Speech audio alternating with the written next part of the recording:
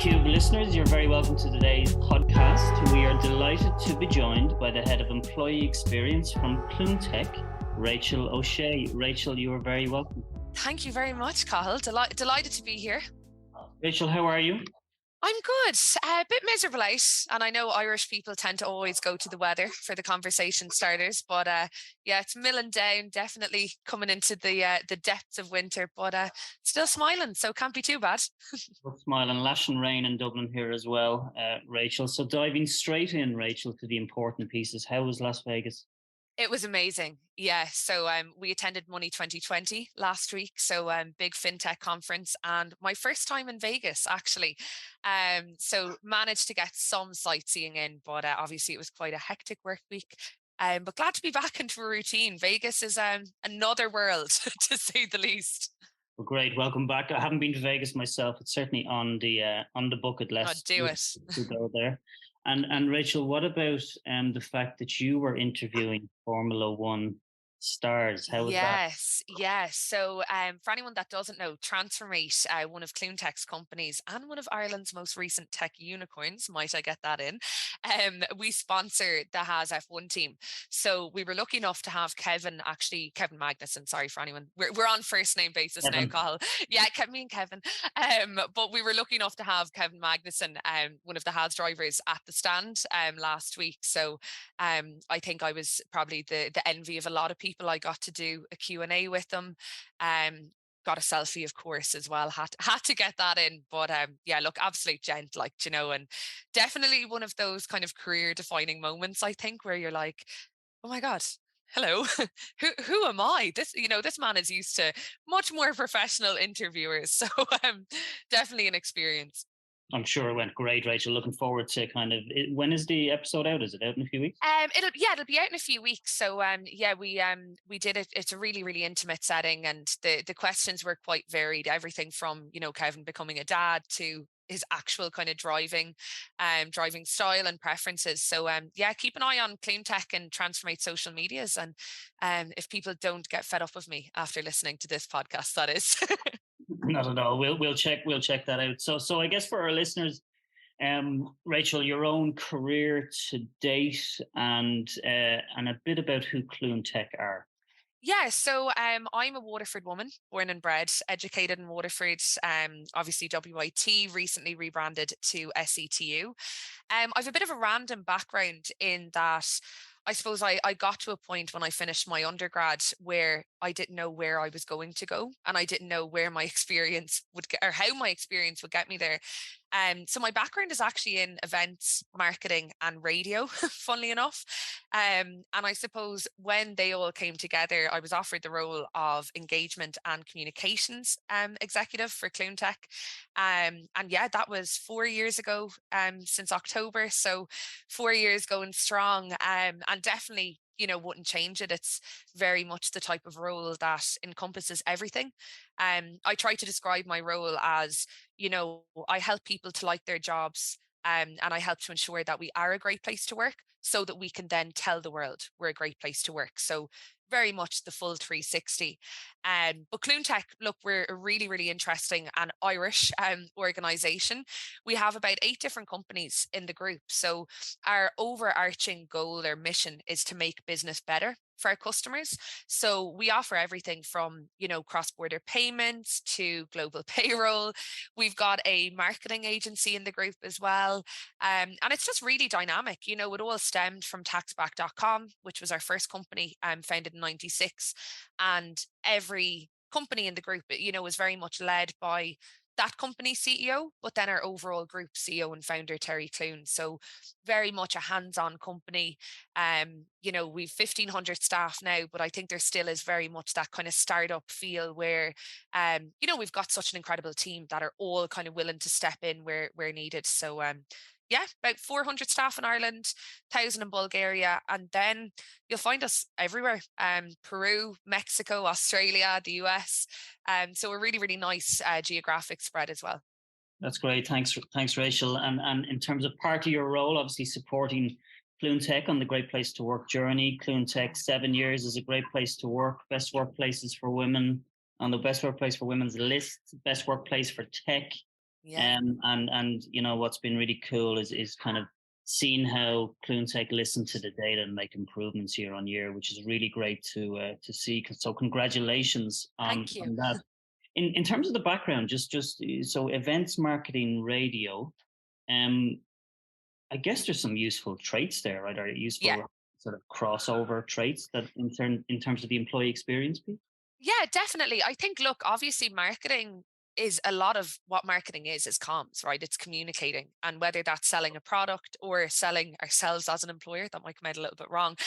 But, I think for me, the way I view our employees is they're our customers. And one of the biggest learnings, I suppose, over the last couple of years, and I'm sure you'll agree, is that the relationship between an employee and an employer is gone much less transactional, right? So, um, and I say many years ago, it's not, it's a couple of years ago, you went to work, you got your paycheck, and that was that. Whereas now it's a lot more two-way, so employees now expect a level of an experience, I suppose. My title is employee experience. We're paying them for their skills and their expertise and the experience they have gained over the years. But then we need to now be in a position to give them something. So I think, yeah, like I laugh, to be honest, because I remember finishing college, I did a very brief stint in radio sales and absolutely hated it. People think if you can talk, you're good at sales. It's not the case. But when I got approached about this role, I kind of went, oh my God, like it kind of was that like moment of enlightenment where everything I had ever done up until that point kind of came together and presented itself in this role that, I still feel is very much made for me. And I hope that my team would agree with me as well. But yeah, look, no 2 days are the same. And I think being able to see the impact that myself and the team have, and like you said, 7 years recognized as one of Ireland's best workplaces. It took a lot of work to get to where we are, and it's taking a lot of work to remain in that list as well. Obviously, other employers are gone a lot more competitive as well. So yeah, it's a journey. Absolutely, and in terms of that journey piece, we're working on an infographic case study at the moment that we're going to Yes, release quite soon, which will just help our listeners to kind of see that journey that CluneTech have gone on um, definitely. Yeah. over the last number of years. So marketing is communications. I completely agree. I also completely agree that you have to sell your culture, and you have to sell yourself as an employer internally and externally. Yeah. So it's good to be able to say it. I know we're through the certainly the worst of it, but sort of so we coming out of COVID, right? Um, any sense, Rachel, as to sort of top three learnings for you and CluneTech sort of post COVID? Yeah, and it's so weird to say post COVID. Are we post COVID? And there's that whole debate of the now, the future. I think, look, first and foremost, kind of touching on my last point, but be human. I think one of the biggest things we've learned is the importance of being human, and that's in everything. That's in your policies, it's in your communications. We've taken a much more human approach to just everything we do. Um, and I think, like I said, about the relationship kind of evolving between employer and employee, I don't think that evolution can happen successfully if employers don't take a more human approach. I think second point is definitely do what works for you. And I think this is really important, especially probably for some of the companies on the smaller list for Ireland's great workplaces or best workplaces. We got caught up, I think, for a very long time comparing ourselves to, the Googles, the eBays, the Meta, obviously previously Facebook. And I think you have to be realistic with the resources that you have as an employer, right? No one has the magic ingredients. No one has, the secret key to success, whatever you want to call it. But I think it's about looking at, okay, what you have in terms of the people, in terms of, your tools, your internal comms platforms. I'm a big advocate for WorkVivo. Anyone that knows me knows I am. But whatever you have available to you, use that and then do what works best for you. And try and avoid comparing yourselves to the kind of unreachable companies that have, I was at an event recently and Nike were talking, and it is Nike. They settled the debate, Nike or Nike, it's Nike. Like, But they were chatting about their their employee experience. And it would be so easy for me to sit there and go, wow, oh my God, I'm going to do all of that. You can't, right? They've got 84,000 staff globally. And they've got Serena Williams as a brand ambassador. So they've got like a team of 10 who are just pushing out content internally from her that's all about being a pro athlete and, how you can challenge yourself. So again, there's no point in me even considering that we could do that. I did warn you I might go off on a bit of a tangent, but I think, look, the last one and arguably the most important is listen to your people. And so I mentioned my background is in marketing. I very much look at my employees as my customers, right? I had a radio show for a brief stint when I was in college, and again, our employees are like our listeners as well in that sense. If there's any radio heads, but they're the ones that are living your culture. They're the ones that control your culture. They're the ones that eat, sleep, and breathe your culture, whether you like it or not. You can do all the fun stuff. You can get the ping pong table and all the stereotypical fun things. But unless you actually listen to what your people have to say and then action that feedback, you're at absolutely nothing. And I think that's what we've learned. There is an element of, okay, look, manage the expectations as well. Because sometimes you can do so much and then there's that kind of feeling of, okay, well, what's next? And you do need to get that balance right. But yeah, so to summarize it all, be human, do what works for you, and listen to your people. And I think the three of those actually tie in quite nicely together. It's great. That's great advice, Rachel. And of course, you can be inspired by other workplaces, Definitely. other parts of society, sports, things like that, Yeah. and kind of bring some stimulus back. But you've got to make it work for yourself and your own organization. I can completely agree. And you talked about listening there, Rachel, and the importance of having listening tools, right? So, I think, well, I know a hot topic at the moment for many of our listeners is kind of what are other organizations doing in terms of their current way of working. Yeah. Um, Yeah. so yeah, really interested in kind of the approach at the moment in terms of your way of working. Yeah. I mean, being honest, for us, and this does link into the human approach, we have adapted an approach which is do what works best for you. So when COVID first happened, and we were actually one of the first companies in Ireland to make that move to remote working, which we're obviously quite proud of. But when we first made that move, we were all working from home. It was the first time we had ever worked remotely. But yeah, so we found ourselves in this brand new territory, and it's taken a long time to get to where we are now and to get to a place where we're comfortable with the way we're working and comfortable with letting our employees decide what works best for them. And at the moment, that is what works best for them. So for me, I appreciate remote working. I work remotely most of the time. But we did make a quite a large investment into our offices, whereby our Kilkenny HQ now has been fully revamped. So our space there was previously rows and rows of desks, whereas now it is a space for collaboration. And it's probably a step in a much more tech direction. But we've got, open plan flooring, we've got couches, we've got comfy seats where if you want to curl up and kind of get comfy with your laptop, or if you want a meeting room, you can do that as well. We've got a state of the art presentation theatre. So having all of those, and again, when I spoke about using the resources available to you, we now have this really, really cool space and a really functional space as well. But we're not forcing employees to come back. And that was a big decision we made. Like, I think August 2020, we made the decision to kind of commit to a future of flexibility. So taking it back to 2019, we never had remote working. So the extent of flexibility at CluneTech was staggered start and finish hours. And they weren't really staggered because they were in your contract. So it meant that when you were signing your contract, you could say, yeah, listen, I want to work from 8:30 till 5 instead. So, very, very limited flexibility. But then ironically, December 2019, we worked with yourselves and the team. We had started a remote working pilot that, the rest is history. Like, it just got so quickly and unexpectedly ramped up come kind of February, March. But I think from there, you know, August, we committed then, we said, look, we're going to do flexible working, and we made a couple of measures. So introducing part-time roles. We had said hybrid at the time. So we very much said, look, we're probably going to say, mandate 2 days in the office or 3 days in the office. And being honest, we just went, why? Why do we need to?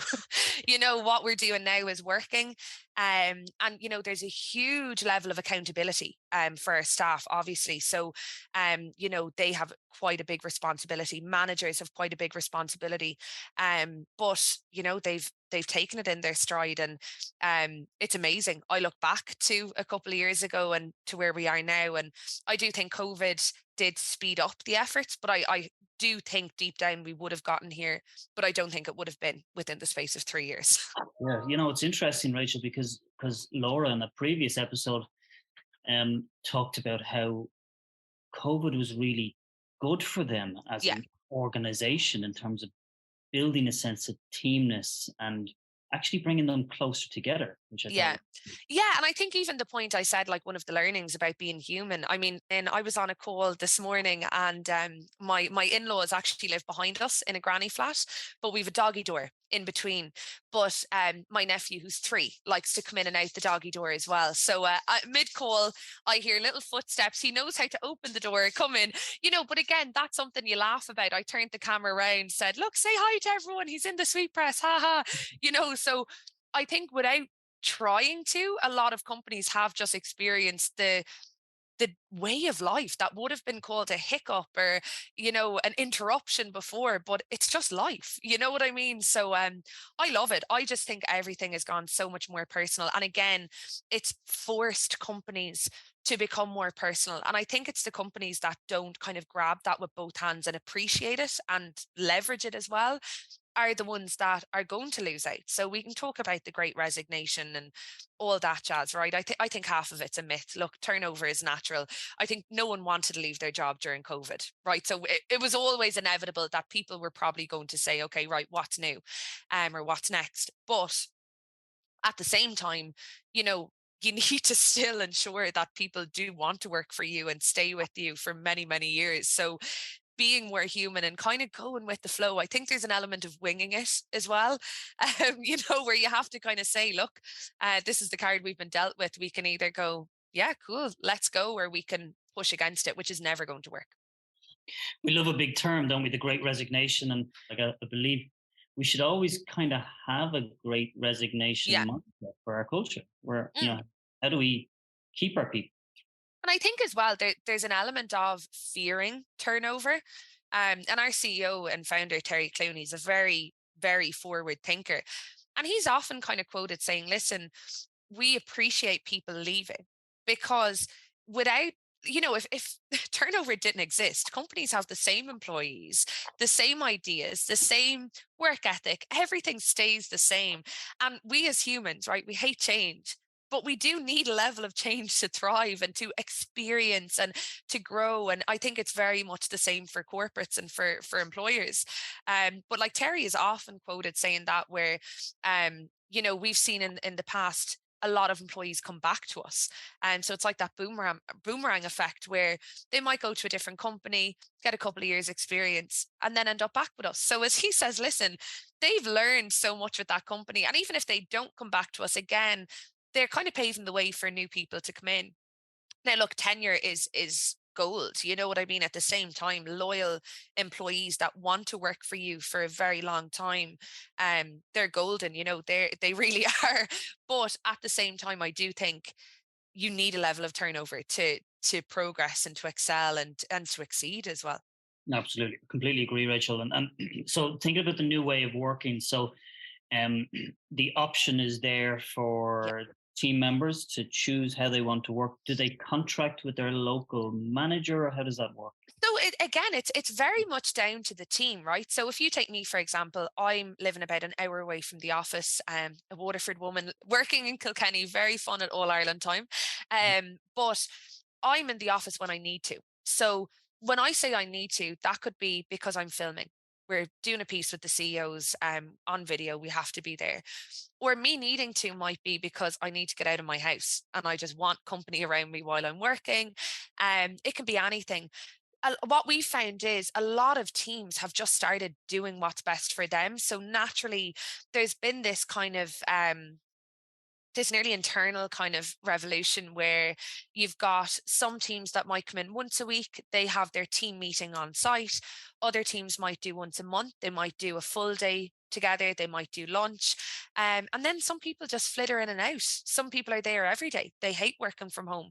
And I think that's definitely a big learning, is what works for one employee isn't going to work for another.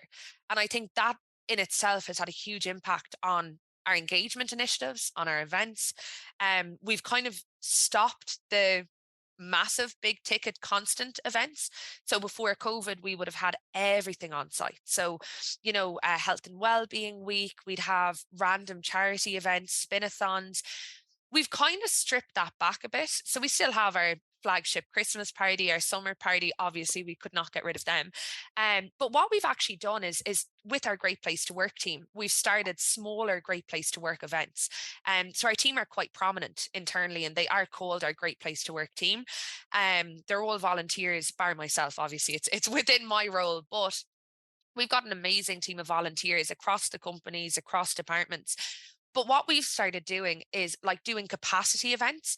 So, say, limiting it to like 30 people. So, we've gone ziplining in Castlecomer in Kilkenny, which was absolutely breathtaking, right? Sounds great and It, horrendous. yeah, great and horrific. I had a new team member join only about 2 weeks before, Lauren. She's incredible. But she obviously came along, and I thought she was going to quit there and then. I was like, if you don't want to do it, it's fine. I promise you can still have your job. But yeah, like we've done events like that. We did a cleanup for World Earth Day back in April. We've gone kayaking down the river in Great Namana. But the whole idea is they are limited to 30 people, but they're first come, first served. So we're getting a really nice mix of employees. Again, sometimes you'll get a full team that'll take part, and they'll say, listen, there's 7 of us. Can we join? Yep. I don't mind who comes, just as long as we fill the places. And even just that, again, the events themselves, we're looking at doing a escape room for the next event, or like a bowling, bring your own beer party. So again, the people that mightn't get in a kayak or mightn't zip line across the Republic of Ireland's longest zip line, we were told, not Ireland anymore. Apparently there's something going on up north. But they have the I suppose ability to join in on other events as well. Well, that's amazing. So capacity events, it's the first time Yeah. I've heard that sort of phrase. You create a bit of urgency as well by it sort of Yeah. being limited, I guess, right? Yeah, definitely. Yeah. And again, like everything is done quite fairly. Work Vivo is the center of all of our communication. So it's literally as simple as you email our Great Place to Work team, we get you on the list. And it creates that sense of urgency. It's kind of nice as well, because there is that sense of urgency. So you lose the, oh, well, I'll go if you go, which is a really common thing. Anyone that organizes any employee events knows the way it is. And it's like, oh, well, I'm going to go if this person goes, and you're trying to get numbers, and it's a nightmare. But it's worked really well for us. And we still have our virtual events. We do a lot through Leia Healthcare, and they're brilliant. They've got their digital gym, which we avail of for our staff. We've got webinars. And I think, again, this year, it has been that element of stripping it back. So trying to focus in on, I suppose, more niche topics. So we recently had a webinar on menopause and how to kind of cope with menopause in the workplace. We had a webinar for World Stroke Day recently to kind of help people identify if someone is going through a stroke. But again, they're more niche webinars that don't, cost a huge amount, rather than doing one huge event that not everyone might be interested in. So, it's been very much a learning curve, but, we've enjoyed every second of it, to be honest. It's great. And I know you mentioned the Great Place to Work team there a few times, Rachel, and just Yeah. for our listeners, that's your internal working team. Yeah. That's not ye yet. Another listening tool, I guess, in terms of Yeah. kind of listening, taking feedback from people and kind of actioning from that, which is great. So for organizations out there and for listeners out there, of which there is many that are still trying to land on their current way of working. Now, I know your approach might evolve as things move, Yeah. right? Which is great, right? Any advice for them in terms of things to do before they reach that decision in terms of their current way of working? Yeah, well, I think one thing I would say is look at the pros and cons of either approach. So, look, for us, we have our headquarters in Kilkenny. One of the biggest pros for us was of adapting the way we're working is that we can now hire people all over Ireland. So we have employees in Donegal and in the far off side of Kerry that don't have to make an 8 hour commute to get to our office. And I think that in itself is incredible.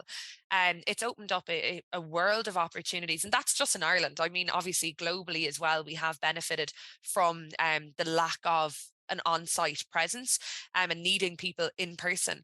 And it's look, the way we work, that's not going to work for everyone. So we've had to really overhaul, I suppose, the trust we have in our employees, and that's been a big effort that again we were kind of forced into with COVID. The remote working pilot we had started in 2019, that was 10% of our staff, where we said, look, we'll trial it 6 months, we'll see how it goes, we'll get feedback from the employees as well as from the managers, we'll see if productivity has been impacted.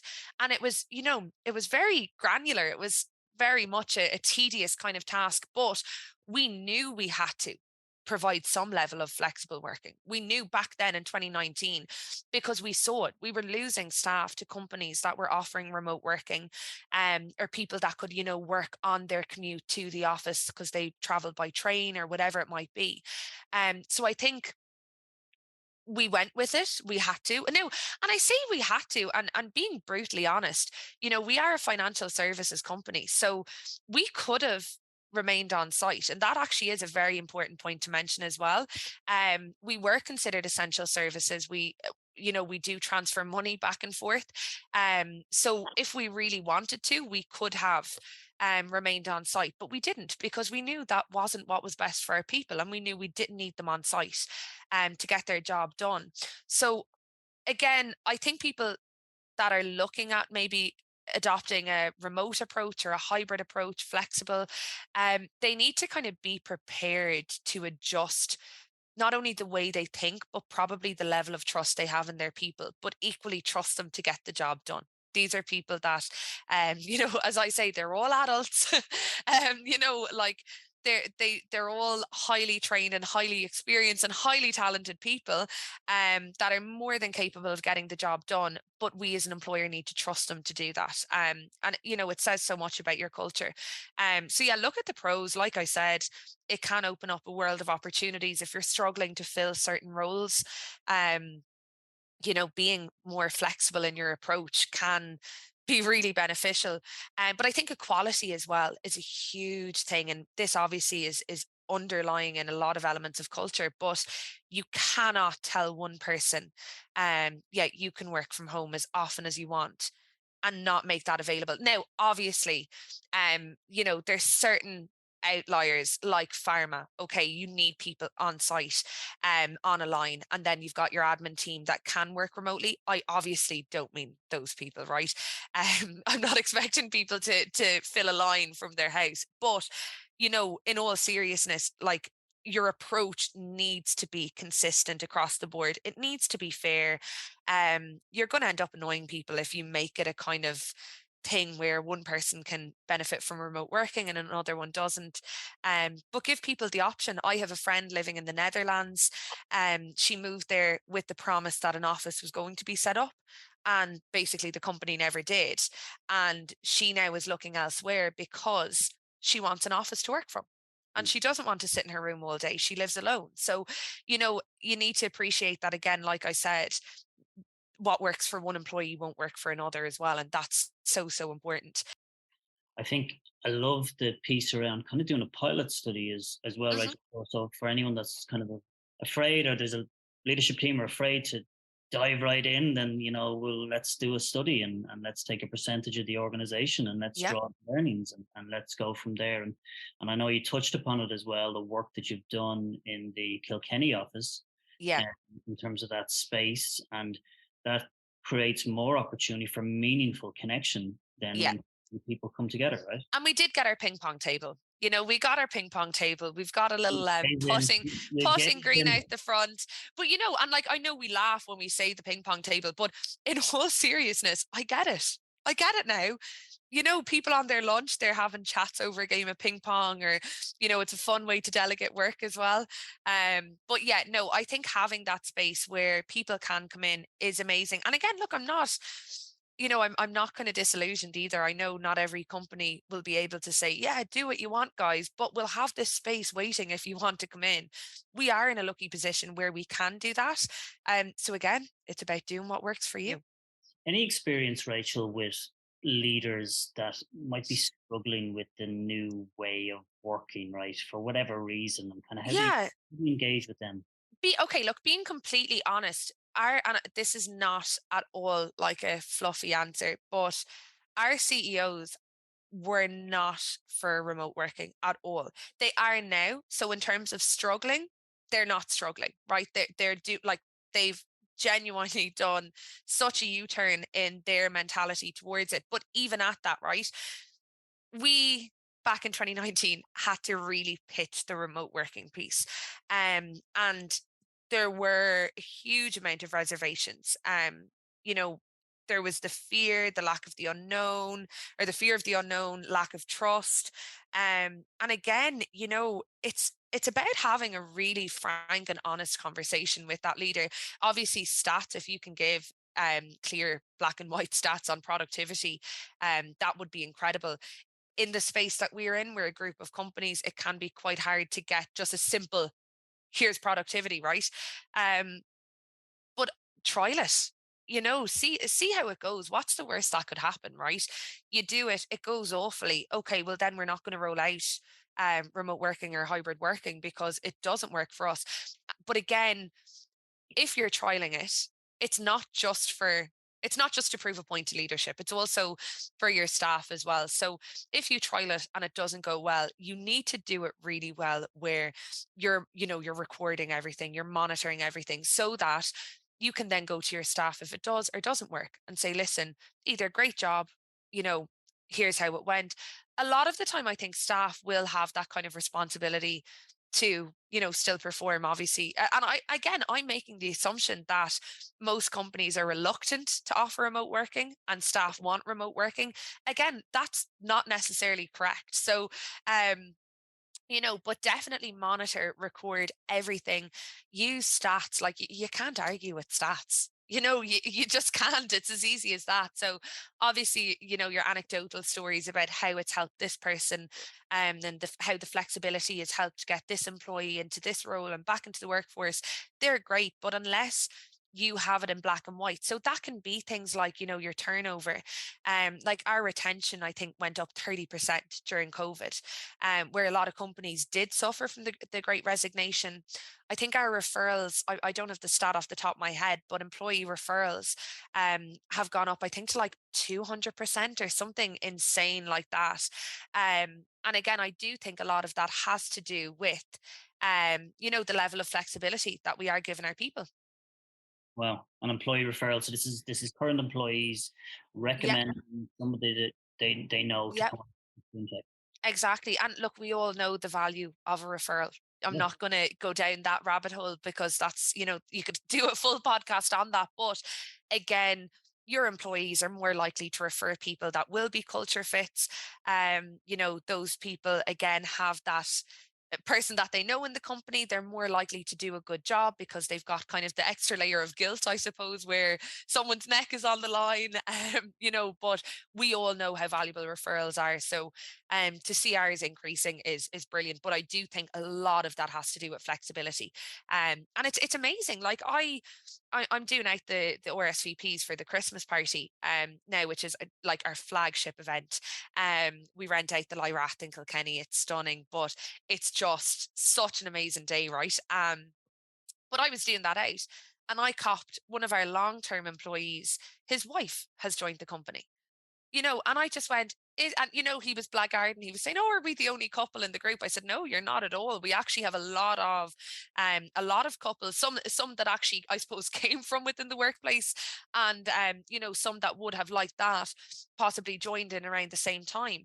But to me, to see that someone would encourage their wife, not just a friend, not just someone that they know, their cousin's cousin, like that's their partner, and they're saying, hey, you should actually work for us. There's a job there, you should go for it. I just think that's amazing. I think that's like top tier referral. You'd want to be really evil to recommend somebody a culture that isn't that And good. but that's what I mean, that, but that's the reality of it, right? And I think as well, we're all human, and I think Irish people in particular, we get guilty over the most random things. And I always wonder about referrals in other companies. You know, are they as nerve wracking? It's like, okay, I'm going to put this person's CV in, and you're going, oh God, I hope they do a good job. And, but I do think that is a real, it's embedded into us. You're like, oh, and it's anything, yourself, if you're recommending a plumber, an electrician, you're going, they better not screw that up. So I do think it probably is a cultural thing. But again, yeah, like you said, like, to us, it's incredible to see people saying, hey, I've worked here for X amount of years or even months, but I think you'd really enjoy it. So that's top tier pat on the back. Rachel, last question before we chat about Disney. I love it. So, how do you see the approach evolving kind of over the next year or so? Any thoughts on that? Yeah, I think a lot of companies are probably going to, I say, become quite similar to us, as if every company in the world knows of CluneTech and knows of me and our approach to working. But I think the more individual approach is going to become the norm, in my opinion. I think people have become a lot more vocal about how they feel and what they want and what they expect. And there is a level of managing expectations, but there's also an element of you need to deliver. You owe it to your people to deliver a certain amount, and again within reason. But I mean, for us, like, our culture has changed, and not to kind of go away from the question, but just to give the listeners a really, really good insight. But like in the last couple of years, some of the things we've introduced, and I often say that I think for a long time we were playing catch up. We were an Irish company that were competing with the big boys and girls in tech, but we weren't quite there yet. And I think, being honest, we're finally at a place where we can compete. But things like healthcare, back in, or actually last year, sorry, 2021, we increased our healthcare to 100% paid, and we increased our pension. And this is all in addition to the commitment to flexibility. But things like this year, we did summer flex hours. So, you build up your hours, you can finish early on a Friday. We have life work days now. So literally a half day every quarter to just get your bits done. Like, whether that's getting your nails done, whether that's the NCT on the car, there's no eligibility criteria, and staff can use it however they want. And things like that. We've upped our annual leave, we added company days. So like, we have come from, like, very much started from the bottom. Now we're here. Like, it is it is that in a nutshell, where we're not this company. And I don't want anyone listening to think, oh, but sure, they've 1,500 staff, or sure, they have all of this. We didn't. And I can promise you that we have genuinely taken this approach. We've got kind of our schedule for the year. You come online, you get, well, online now, you give us our great place to work results early in the year. We have the ceremony, generally February, March. We've a great night with yourself and the team, but then we break it down. So we do our focus groups. From then, myself and the great place to work team meet our CEOs. We go through everything with them. We give proposals. We give best practice examples. So, it's a cycle, it's a journey. And I think you need to really just step into it, strap yourself in, and enjoy the ride. So, in terms of in the next 12 months, I do think a lot of companies are going to kind of say, okay, what do you want? Okay, well, you do that. Like, you do you. What works for you? And it's not easy. Look, I mean, from an admin standpoint, I'm sure there's HR BPs and HR admins that are listening going, oh my God, how do we track that on core? And how do we create a policy that encompasses that? And by all means, like, if anyone wants to reach out and say, listen, any advice, or look at a policy or whatever it might be, we'd be happy to help, because I do think we're all in this together. Not to quote High School Musical, I'm really, really leading into the Disney at the end, but we are all in this together. And I obviously, best workplaces, it is a competition. We all want to be number one. But at the same time, if we work together, I think we can collectively provide employees both in Ireland and all over the world with an incredible experience, whatever that looks like to them. Yeah, of course. And there's no perfect workplace, right? But we No, can continue to listen, continue to act, continue to evolve. yeah, Let's have a chat about Disney. So for all let's. our listeners, Rachel is a massive Disney fan. You'd be okay with me saying that, right? Yeah, of course. Rachel, Fine. what's your favorite Disney movie? Oh, do you know what? I like You're not going to like get this out, it's are you? like asking you to pick your favorite child. You know what I mean? It's like it's impossible. Look, recent years, I think Disney went through a period where they got lost a bit.